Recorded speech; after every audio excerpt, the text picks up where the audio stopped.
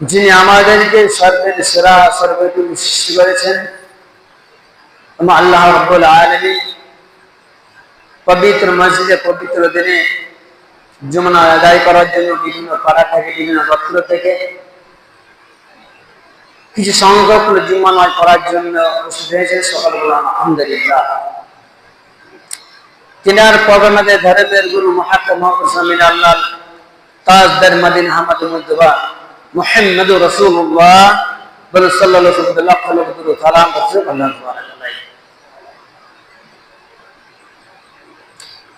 আমি আপনাদের সম্মুখে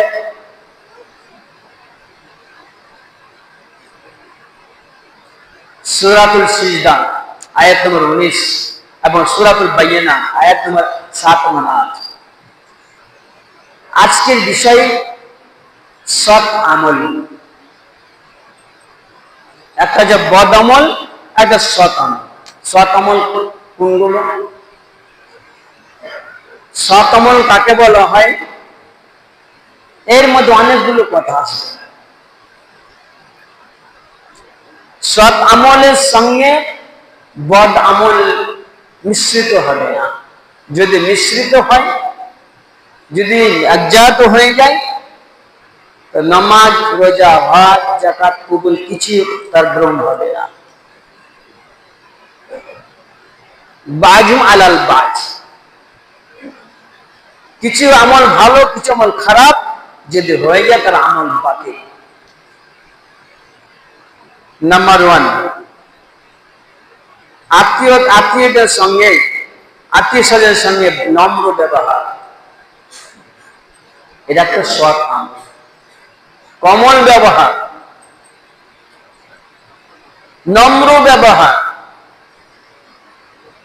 আত্মীয় স্বজনের সঙ্গে তার ভালো ব্যবহার, একে বলা হয় সৎ।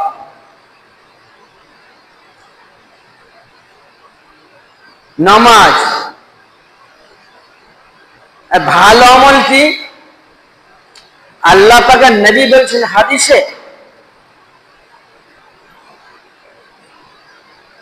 মান সাল্লা 40 ইয়াওমান ফি ইদ্রিকুস সালাত তাকবীরাতুল উলা,